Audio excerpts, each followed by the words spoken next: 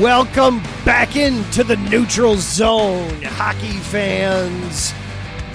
Adam Karnick and Zach Puppos back with you here to wrap up the Stanley Cup Final. Party like it's 2001, everybody. The Colorado Avalanche took down the Tampa Bay Lightning in 6 games. What a final. What a series. Some excellent goal playing, some excellent offense early in the series. It whittled down to more defensive into the end of the series. And then the final period was just total domination by the Colorado Avalanche. Zach and I will go through and recap the series, give you our thoughts, our reactions, and then we're just going to jump straight into the offseason mode tonight. We're starting tonight and finishing up next week. We are going to go through every single team in the NHL and ask them one question as we start into the offseason. What's our one question for every team in the NHL tonight? We'll be starting with the Central Division, so we'll jump right into off-season mode for those defending champion Avs. See what do they need to do to improve? What do they need to do to make sure they start their own dynasty? All that and more coming up on the Neutral Zone here on IE Sports Radio, your direct feed for all that is sports. Let's go.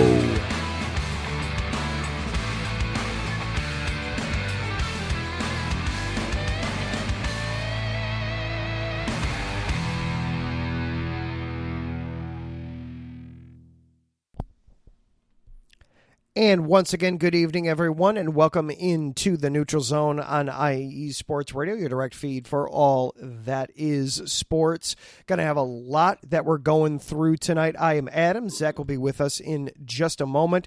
Before we dive into everything, though, we do want to acknowledge our sponsor here at IE Sports Radio, the Southern California Warriors semi-pro football team. The world of semi-pro sports is unlike any other sports organizations. Players pay to play in hopes of so many different outcomes, whether it's playing to get filmed, to try out for professional teams, big-time colleges, or just playing to stay in shape. No matter what, all semi-pro players have one thing in common, and that's playing for the love of the game. The SoCal Warriors have been on a quest to earn titles and give players second chances since 2017. Whether you're in Southern California or anywhere in the world, give semi-pro sports a chance if you love your sport.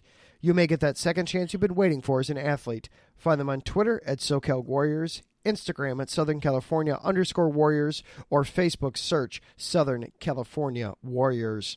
And IE Sports Radio, for the last 8 years, IE Sports Radio has been bringing you amazing content, ranging from interviewing legendary athletes to building tailor-made shows dedicated to all major sports cities around the country. All the while, we've continued to be by the fans, for the fans, and with your help, we are ready to take the next step. When you go to our website, iesportsradio.com, you'll see our Patreon link with 5 different tiers. The first one starting at just $5 a month. This donation gets you a shout out on all of our shows. Higher tiers include IE Sports Radio merchandise, access to our podcasting university, and even a chance to be featured on a segment of our flagship show, The Defining Moment. Thank you all very much for continuing to make IE Sports Radio your direct feed for all that is sports.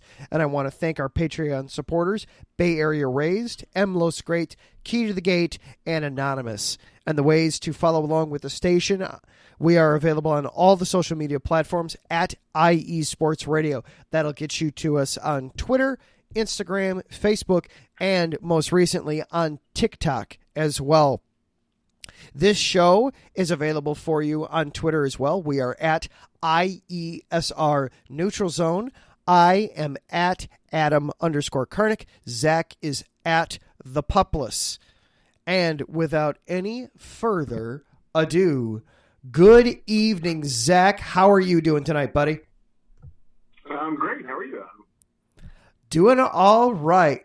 So the Colorado Avalanche, first of all, I don't know about you, but I'm thrilled that they won it in 6 games, because otherwise Game 7 would have been going on right now. I know. Well, and on top of that, I mean, they've had the upper hand the entire series, and if it gets down to Game 7, I mean, it's just like overtime in any other game. It's like it's anybody's guess who could win at that point. It's just total toss-up. Agreed. So when we look at the series as a whole, I mean, it really was, on the one hand, it was exactly what we expected. It was a deep series. It was 6 games. A lot of people figured it would be a late series. A lot of people were taking the Avs. They were the favorite from kind of Jump Street from the beginning of the season. But on the other hand, it was such a crazy series. I mean, we had overtime in Game 1. We had overtime in Game 4. It looked like maybe the whole thing would be done in 5 games, not 6. The road we eventually got where we thought we'd go, but the road we took to get there was really strange, wasn't it? Yeah, for sure. And with the Avalanche being up 2-0 to start off the series, I mean, that was just, wow. I think I saw a stat on TV last weekend, the weekend before, whenever, and it was saying like I think 6 of the last 7 teams to have gone up 2-0 in the final have gone on to win the whole thing. I think there's only one time that they had. And not only 2-0, Colorado was up 3-1. And of course, the stat was floating around about that was teams that are up 3-1 in the Stanley Cup final have only lost one time ever. And that was 80 years ago. So yes, I think sometime with Toronto, I think is what it was. You remember Toronto. Do you remember who they beat? Boston, maybe? I forget. I only bring it up because it's your Detroit Red Wings. No. Yeah, the Red Wings were up 3-0 in that series and eventually lost to Toronto in 7. Ugh. But yeah, as soon as Colorado went up 3-1, it was that feeling of this is done, this is over. They're in Colorado. I was shocked when the Avs lost Game 5. I mean, I was shocked at multiple times throughout the series. I mean, having a 7-0 shutout in Game 2 was shocking and surprising. But when Colorado dropped Game 5, I really thought we were going to be coming back and doing a Game 7 tonight. I did not anticipate Tampa dropping Game 6 at home the way they did. Yeah. Well, and I was kind of the same way. I was hoping that they would close it out in Game 5. But it just proves that Tampa Bay is still a great team. I mean, they're the 2-time defending champs. Well, up until 2 nights ago, and that they still got it. And it's like, okay, they're not going to go down without a fight. Yeah, and then, I mean, it took a Herculean effort from the Avalanche in that final period. Let's talk about that third period of Game 6 for a minute.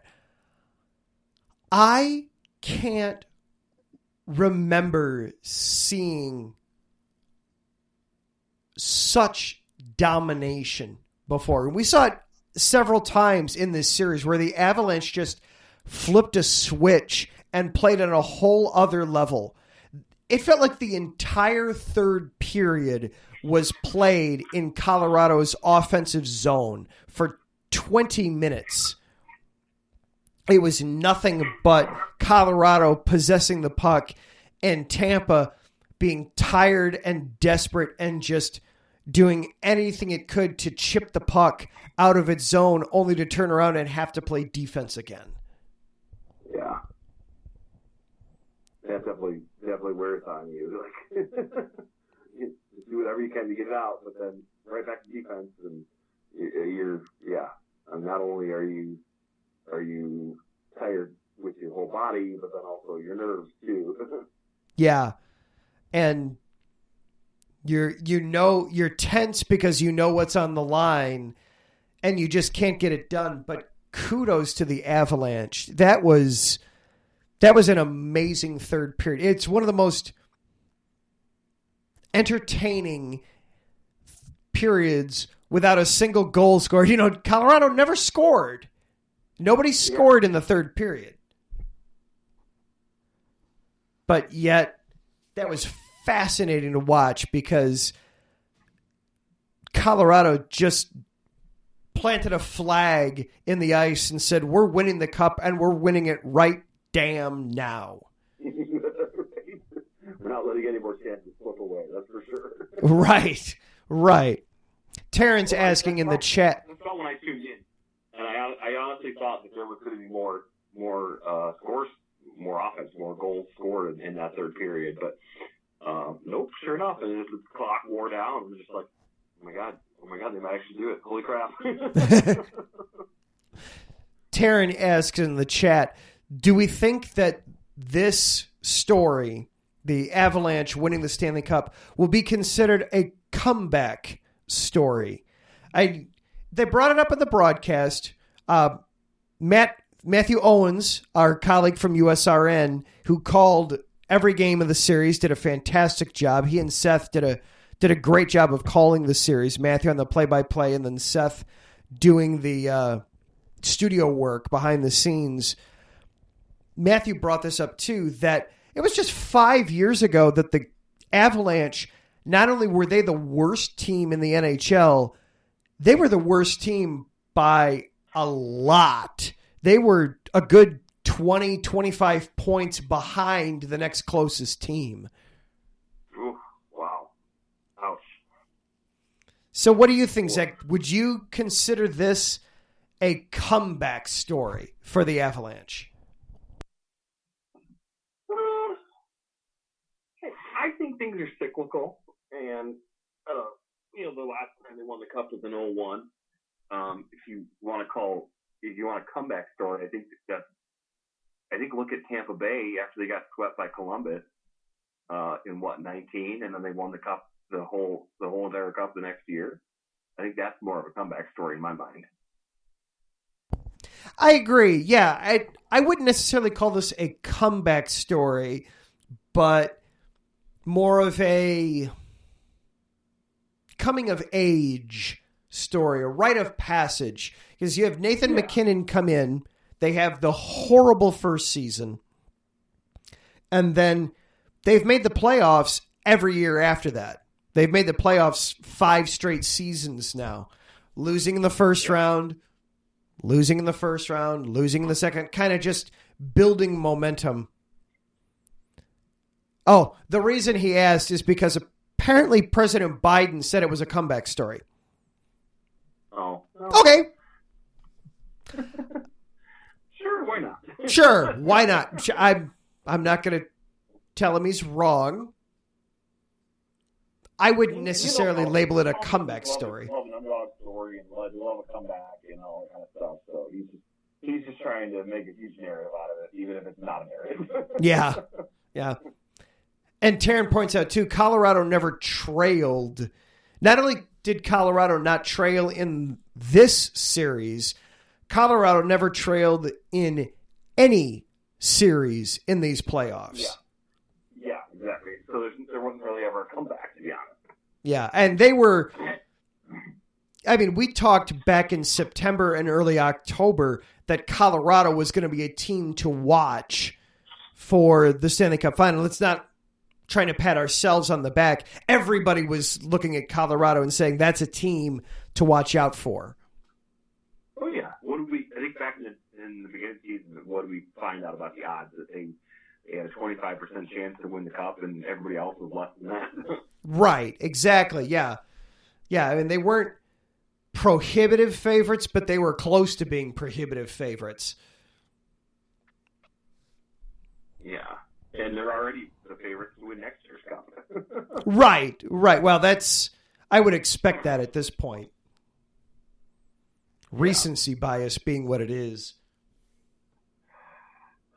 Are they the next ones to repeat?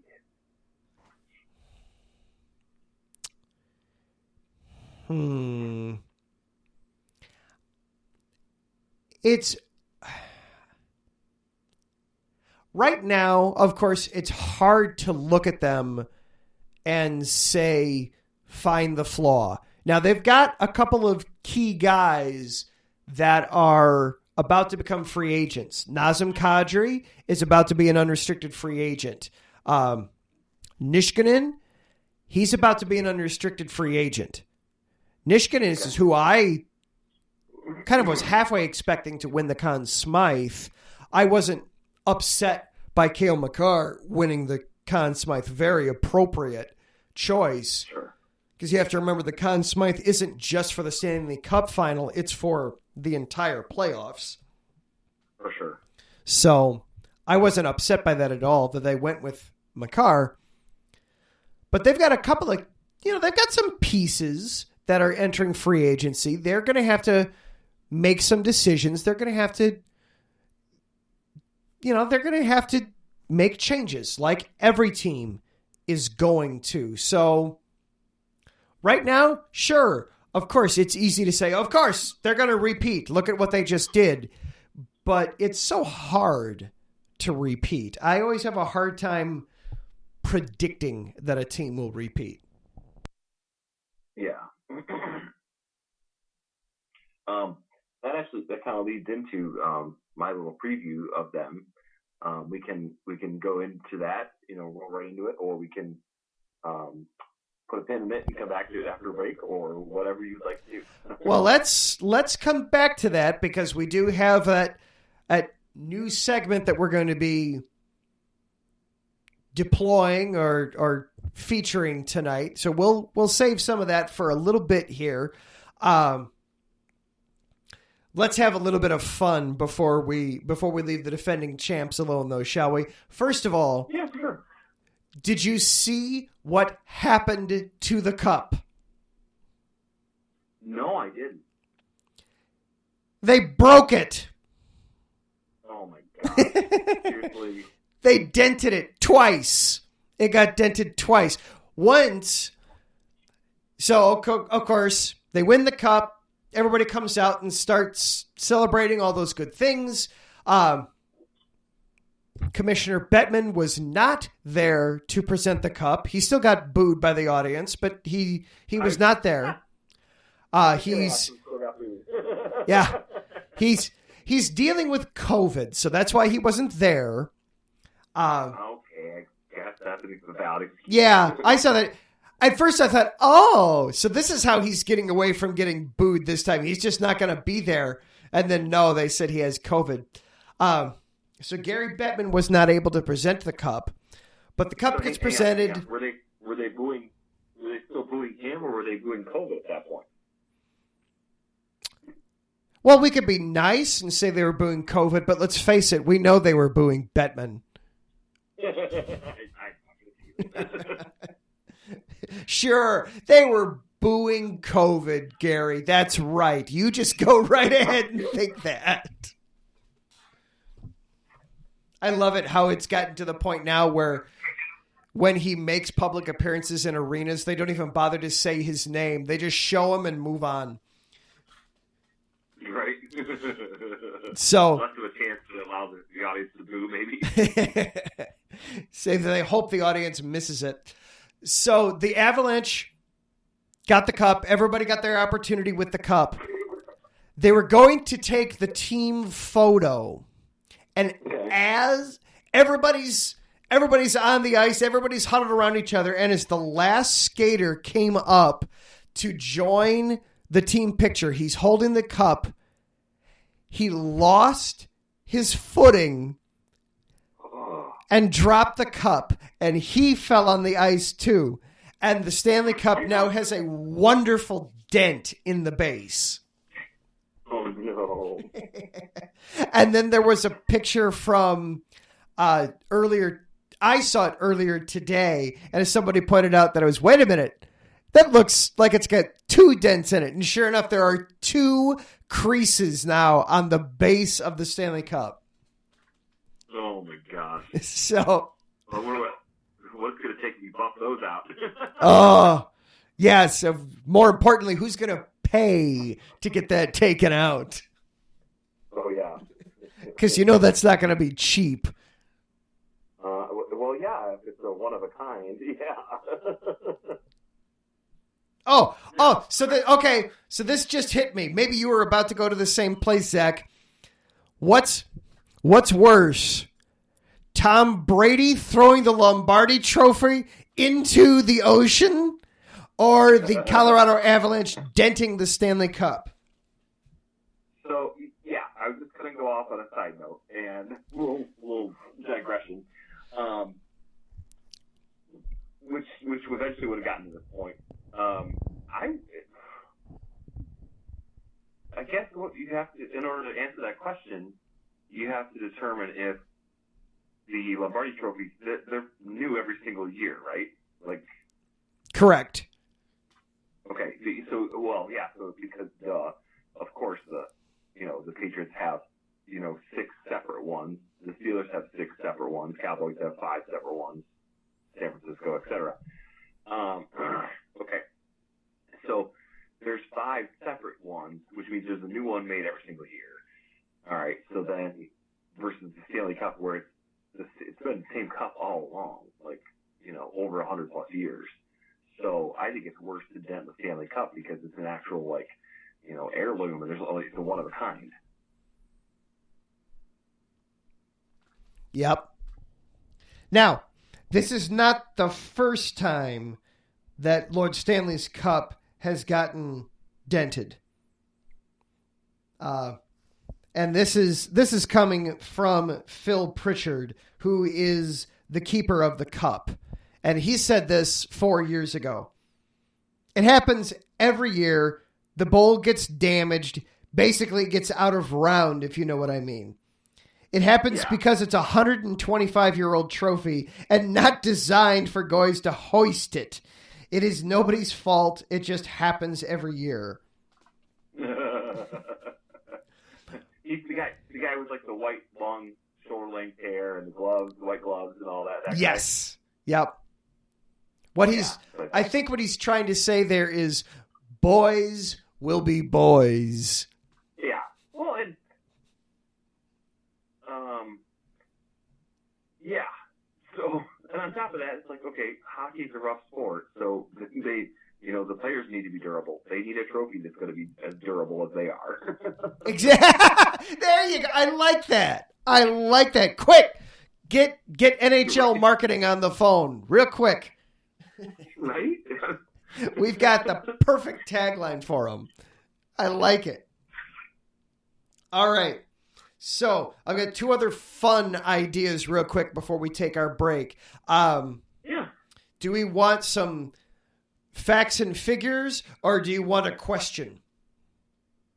Let's go facts and figures. Facts and figures. All right. So it was 2001 was the last time the Colorado Avalanche won the Stanley Cup, right?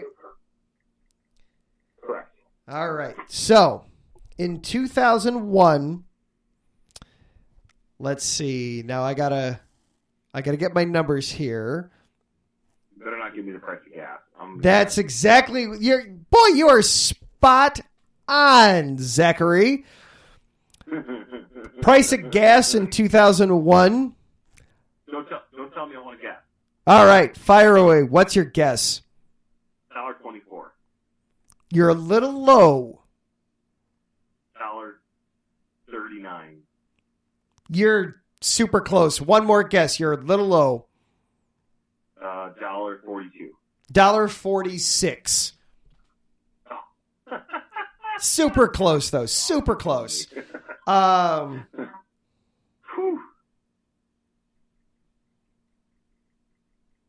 Let's see. Let's see if I can find this here. I'm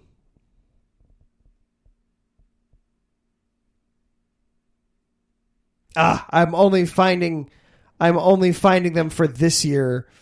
Here we go. Is this what he's selling it for right now, or is this the price of it from 2001. I'm trying to find what the price of a Stanley Cup final ticket would have been in 2001. Ooh, okay. And I'm just finding people selling them on eBay vintage, and that's not really helping me. Because obviously the ticket now is not really... I can't go to the game now. I'm not quickly finding it. I'm not quickly finding it. In 2001, when they last won it, let's see. Who were the NBA champions in 2001? Oh man. Taryn, if you're listening in the chat room, feel free to participate. Say it again? I was telling Taryn, if he's still in the chat, feel free to participate in this. Sure. I'm going to guess the Lakers. You are correct. The Los Angeles Lakers. Who did they beat? For a bonus question, who'd they beat? Oh, goodness. Who else was good around that time? I thought a little bit before I started watching basketball, but who was good around that time in the East?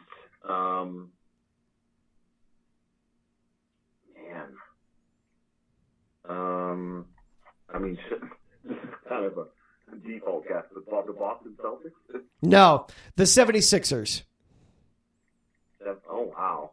It was not a competitive series. I remember watching that series as a kid. The Lakers kind of killed them.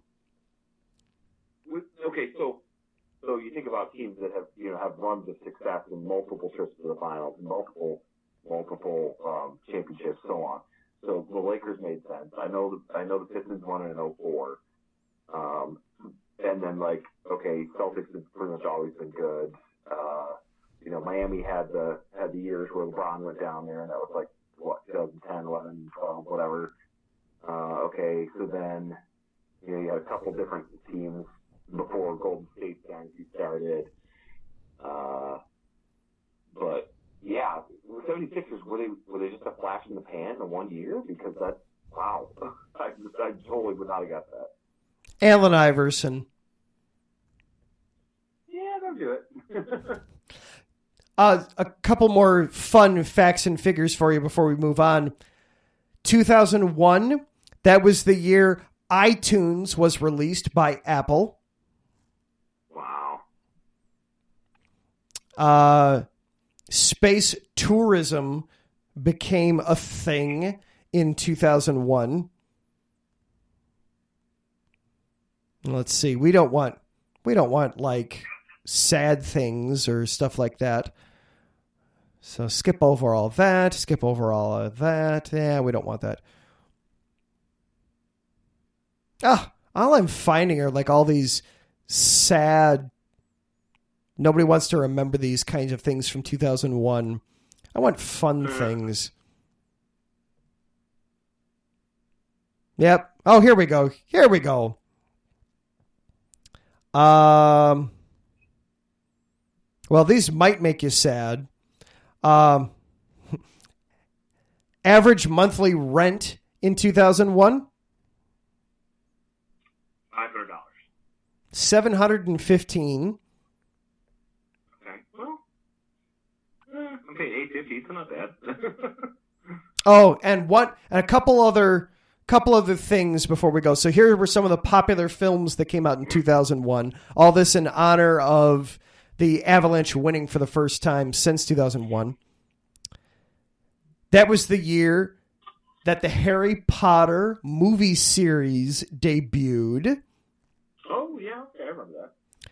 Also the same year that the Lord of the Rings films debuted. Okay. Some other notable films that came out: Shrek, Ocean's 11, Pearl Harbor, Jurassic Park 3. Oh, gosh. I remember that one. With William H. Macy. Yes. And Leah Tony, is that her name? Who? The gal, and she just screamed. That was all she did. Oh, Taya Leone. Taya Leone, thank you. I knew I was close. I had all the syllables in the wrong order. Leah Latoni. Something like that. A Beautiful Mind came out in 2001. Moulin Rouge came out in 2001. Oh, sure. Some popular television shows: Boston Public, CSI, which is, I think, still going on. Friends was still going on. Seventh Heaven was still going on. Was it William Shatner in Boston Public? What's that? William Shatner in Boston Public, or is that Boston Legal? He was Boston Legal, I believe. Oh, okay, my bad. And what'd you say between that and Friends? What did I say before that? Survivor was on there. Oh. So, yeah. So, some fun facts and silliness from the year 2001. All right, last question, and then we got to cut to break so that we can get in our next segment. So, of course, everybody gets their day with the Stanley Cup. What would you, Zach Puplis, do with your day with the Stanley Cup? Oh, gosh. Whew.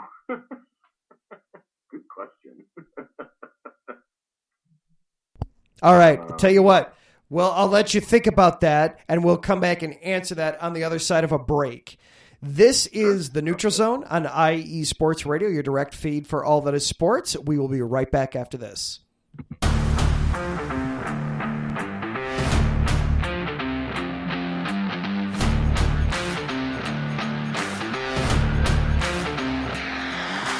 What's good, fight fans? It's your boy, Marcus Los Great. Here to give you what you want. Here to give you what you need. Yeah, man. Yeah. I'm coming to you live, straight from your mama's basement with a crispy, awesome white tea. We are coming to you live every Tuesday at 10 p.m. Eastern Standard Time. Powered by IE Sports Radio, your direct feed for all that is sports.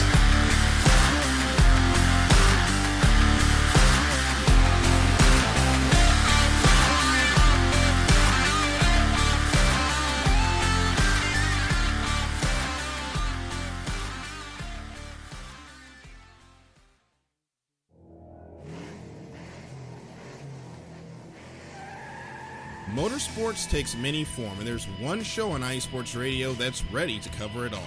I sure hope you're talking about you and I, Daryl, because I know the Extra Mile is the best place to go for everything motorsports related.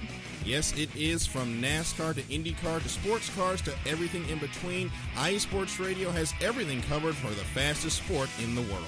Plus, don't forget all of our random shenanigans along the way. That's right, Caitlin. So for plenty of motorsports coverage and plenty of Caitlinisms, check out The Extra Mile on IE Sports Radio with Daryl Kinsey Jr. and Caitlin Seen, Thursdays at 8 p.m.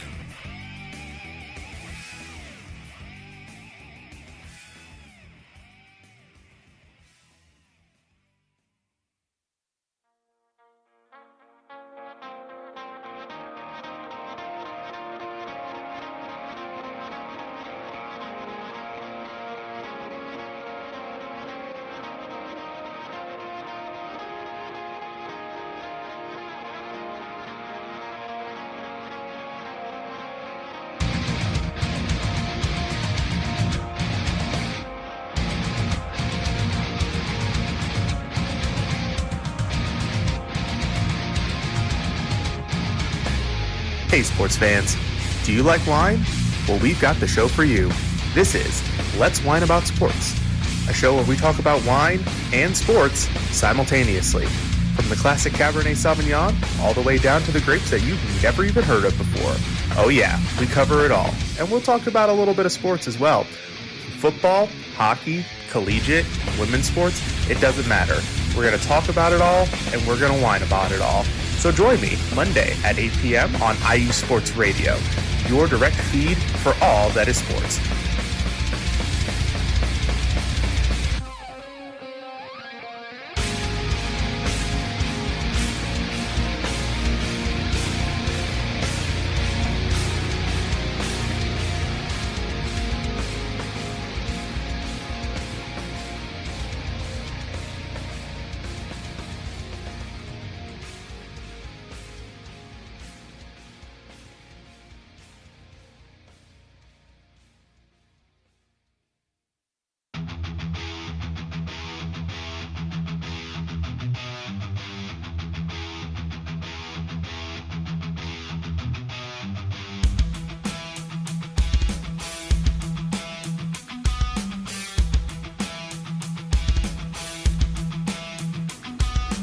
What is going on, everybody?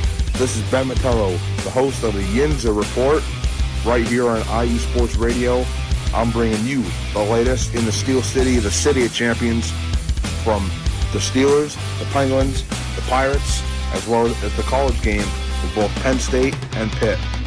You could join me every Tuesday afternoon at 1 o'clock Eastern Standard Time, right here on IU Sports Radio, where I'll be talking about everything from the Steel City, the City of Champions, right here on IU Sports Radio, your direct feed for all that is sports.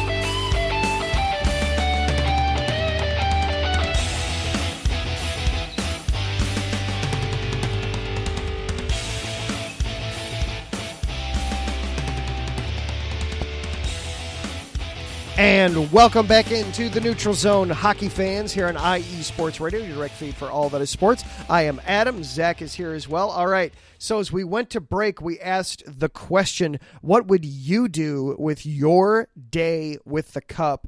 Taryn chimed in. I like where his head is at. Taryn would be eating Cocoa Pebbles straight out of it, so long as it's clean. Zach, what would you do with your day with the cup?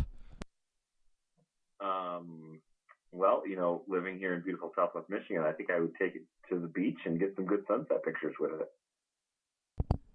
Acceptable. I like that. I have to take a page out of my wife's book here. This is what my wife always says every time she sees the Stanley Cup. Mm-hmm. Giant ice cream sundae. Nice. Oh, it would be glorious. Does that include bananas or not? Sure, throw them in there. Why not? Bananas, strawberries, raspberries, blueberries, throw it all in there. It'll be delicious. There you go. Nice. Good call. All right. So we're turning the page now on that. Now it is officially the off season. We are starting a new segment here tonight. We're ultimately going to go through every team in the league. We're just doing the Central Division tonight, but we're going to be going through and asking every team in the league one question. What we think the biggest question for that team is heading into the off season. And we're going to start tonight with the Central Division. So Zach, get us started with the Arizona Coyotes. All right. Arizona, aka the Cellar Dwellers.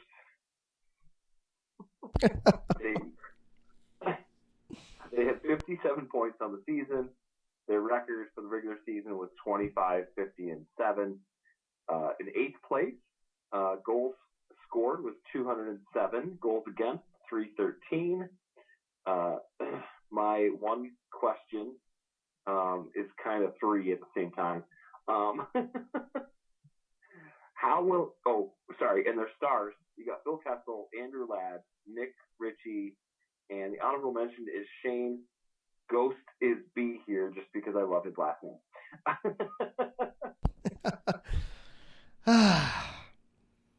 So what is your question for the Arizona Coyotes? My question is, how will it work when they move to the Arizona State Hockey Arena? Will they be able to keep the gambling aspect? How soon will they figure out a permanent home, etc.? Well, they've got plans for a new stadium to build in Tempe. So they're working on that already, of getting out of there. Yeah. The Coyotes are a mess. I mean, they're the lowest scoring team in the league by a fairly wide margin, too. Clayton Keller was their leading point getter, 63 points, 28 goals. I think you got to just embrace this. I saw a little bit of an article of it earlier today. You got to just embrace this fact that you're playing in a college arena and make it wacky, make it silly. Don't try to pretend it's something that it's not. You're playing in a college stadium, own up to it, make it work, have some fun with it. Yeah. Well, if it's on campus, then it's like you might actually have more attendance, than the results they're used to. Give tickets to the students. Just hand out passes to the students. We'll get bodies in there somehow. Oh, yeah. Terrence being smart in the chat room, too. His question is, how long until they have an actual home ice stadium? True. Or better yet, how long until they're relocated? Yeah. We knew starting with Arizona was going to get off on an interesting start. All right. So there are the Arizona Coyotes. Next up, the Chicago Blackhawks. 28, 42 and 12, 68 points overall. They finished 7th in the Central Division. They missed out on the playoffs yet again. 219 goals scored. They gave up 291 goals for a goal differential of minus 72, which was, I believe, fifth worst goal differential in the NHL. Some key players for them. Leading point getter Patrick Kane with 92 points. Alex DeBrincat, 41 goals. The Chicago Blackhawks. My question for the Blackhawks, now that they have a new head coach, Luke Richardson was announced yesterday as the team's new head coach. They've announced a rebuild. Who's first to get traded? You've got Jonathan Toews, Patrick Kane, Alex DeBrincat. 2 stars and a guy who used to be a star. Who gets moved? Ooh, which one are you calling the one that used to be a star? Toews. Oh my God. Jonathan Toews is a shell of his former self. He finished with 37 points this season. And what's he normally have? A lot more than that. Let me give you his. I mean, shoot. I knew you were going to ask that, and I didn't have it pulled up. I mean, he's normally a guy that in his career high for points in a season was in 18-19. He had 81 points.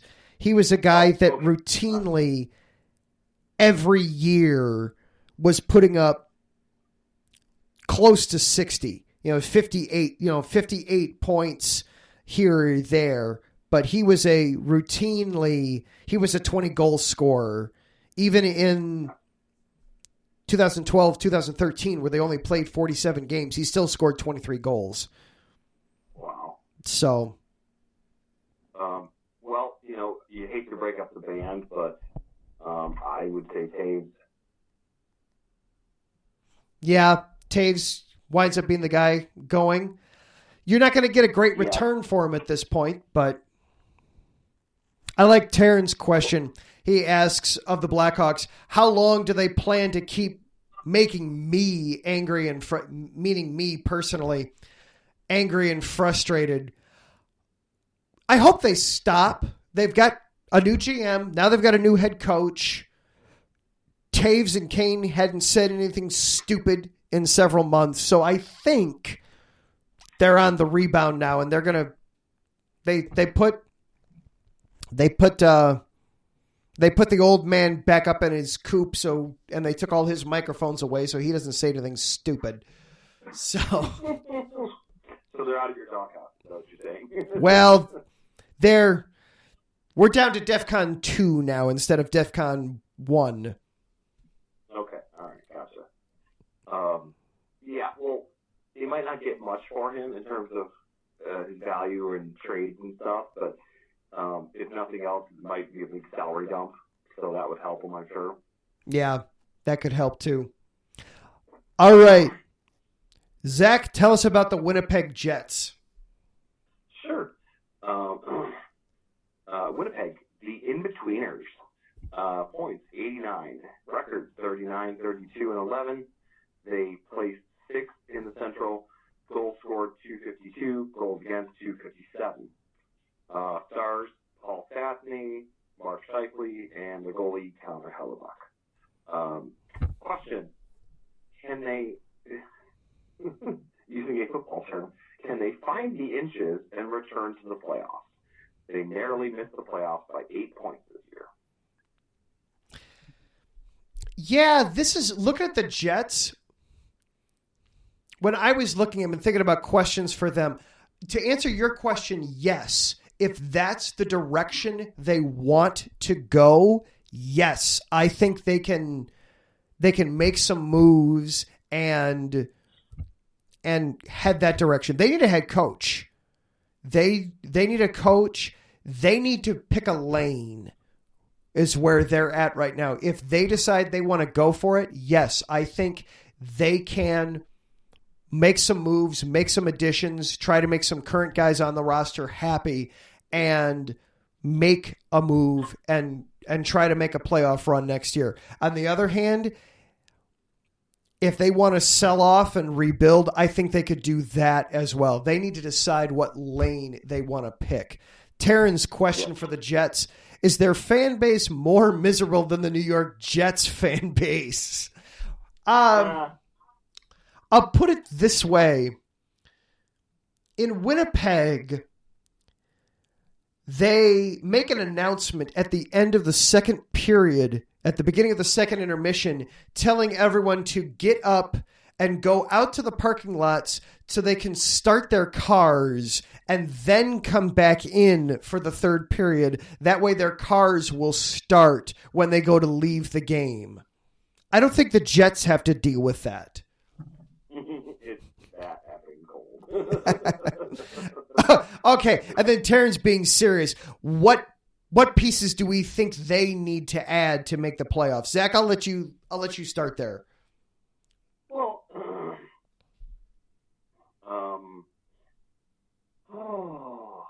I think my answer here might actually be the same answer I have for St. Louis. I think they need to identify. First off, I agree with you. They need to pick one or the other. But if they're going to stay who they are right now and try to compete for the playoffs, rather than rebuild, what they need to find, like you said, A, a coach, and B, one or two off-season pickups that are going to be, key contributors. Yeah. Just try to get them over that hump to get them back in the postseason. Exactly. And you could never have enough goaltending. You could never have enough defense in the NHL. You can never have too much of that. They've got some guys on their team that are, how do we want to say this, disgruntled to say the least. I'm getting up some notes here from Winnipeg as I'm talking, trying to do the talk and look thing at the same time. You've got guys like Pierre-Luc Dubois, Mark Scheifele, other guys that are, and Blake Wheeler, do they want to be there? So you've got to get those guys committed. Usually that takes money. If they want to succeed, it all starts up front. You've got to have a good coach. You've got to have a coach that's willing to help them get over the hump. So that's where you got to start. Barry Trotz could be a perfect guy, but he's taking the year off. So that's where I sit right now on the Jets. Is they've just kind of got to pick a lane. All right. So going next, then we have the Nashville Predators. 45-30-7 a year ago, 97 points overall. They did make the playoffs.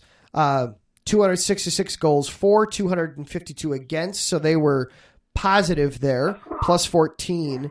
They ultimately lost in the first round. That was Colorado that beat them, right? Swept them. Yeah, that's right. Yeah, swept them in the first round. So for Nashville, question for the Nashville Predators. Oh, and we look at some of their stats. Matt Duchene, one of their, as it pulls up the postseason, I don't want postseason. Roman Josi led them in points, 96. Matt Duchene, 43 goals, was their leading scorer. My question for the Nashville Predators: how much money are you willing to pay Philip Forsberg so that he doesn't leave? Forsberg is their all-time leading scorer. He has spent his entire 10-year career playing with the Predators. He's still in his late 20s. He's entering the prime of his career. How much money are you willing to throw at Philip Forsberg to make sure he doesn't go anywhere else? Wow. Whatever it takes. That's what their general manager said too, is look, we've got an 8-year deal on the table as soon as free agency starts. All he's got to do is sign it on the dotted. They are willing to back up the truck for him. Yeah. Somebody better call Brinks. Yes, exactly. Back up the Brinks truck because Forsberg deserves it.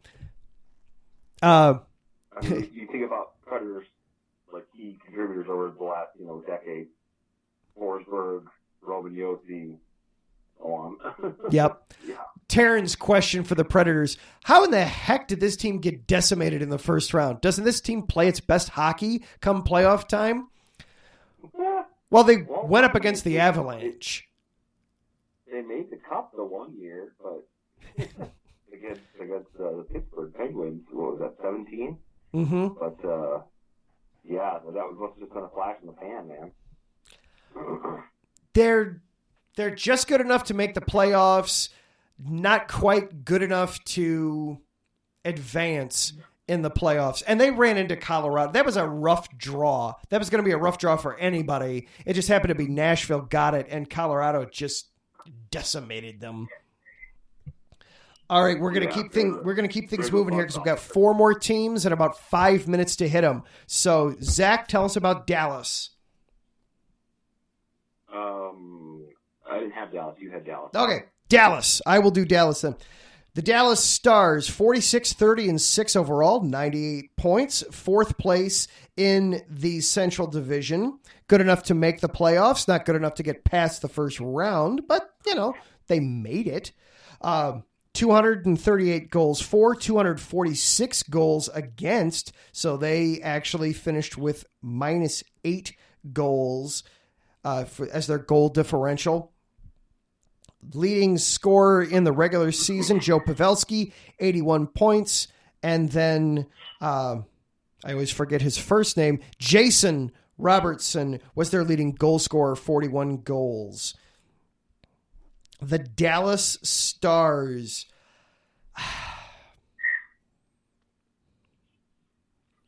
I almost want to repeat a question here that I had for Winnipeg. Pick a lane here with Dallas. You've got to improve your goaltending. If you want to compete, you've got to compete. You've got to improve your goaltending. You've got to. Marc-Andre Fleury is a pending free agent. They could look at going and getting him, but you've got to do something to help this team's goaltending. Ottinger did well, but behind him was a revolving door.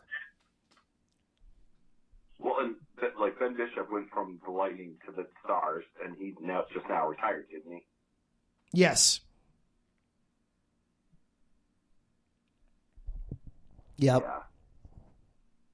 Well, and they made, let's see, okay, so Tampa's first, they won the back-to-back. They played Montreal last year. That's who they played. And the year before, they played Dallas. So, I mean, they're not that far removed from an appearance in the Cup Finals. Just like how we talked about Nashville, and just like how we're about to talk, about St. Louis. It was only 3 years ago that they won the Cup.